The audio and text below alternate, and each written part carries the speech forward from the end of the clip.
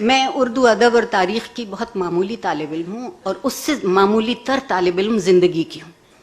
اس لیے زندگی کے جتنے موضوع ہیں وہ شوہروں اور بیویوں میں بٹے ہوئے نہیں ہیں.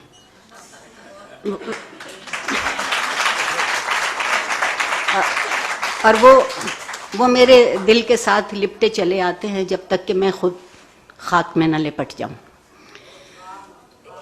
دوسری ایک گزارش یہ ہے کہ یہاں میرے وہ ساتھی موجود نہیں ہیں جو مجھ سے میرے ایک جملے کی وجہ سے خفا ہیں، اور غلطی سے وہ تقریر میں نے انگریزی میں کی تھی، کیونکہ میں اب تو اردو بغاوتاً بولنا پڑتی ہے.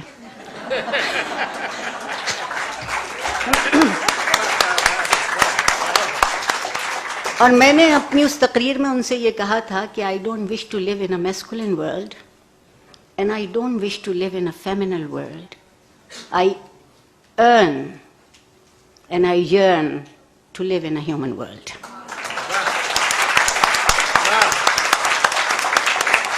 میری تمنا اتنی ہے، اور شاید پروردگار کا منشا بھی یہی تھا کہ ہم آدمی سے انسان ہو سکیں.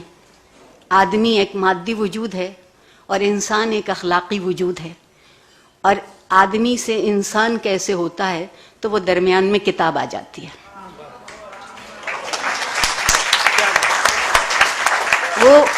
وہ چاہے وہ کتاب ہو جو آسمانی ہو، اور چاہے وہ کتاب ہو جو الہامی ہو، اور چاہے وہ کتاب ہو جو خوابوں کی تعبیر ڈھونڈتی ہو، زندگی کا حوالہ کتاب کے بغیر، لکھے ہوئے حرف کے بغیر نہیں ہے. ہم نے علم سے جان بوجھ کے اپنے آپ کو دور کیا ہے. ہم ہنر کے پیچھے ہیں. ہم علم روزگار کے لیے حاصل کرتے ہیں، علم زندگی کے لیے حاصل نہیں کرتے.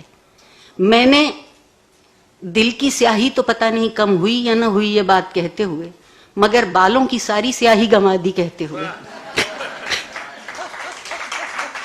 کہ زندگی کے لیے علم کی ضرورت ہے.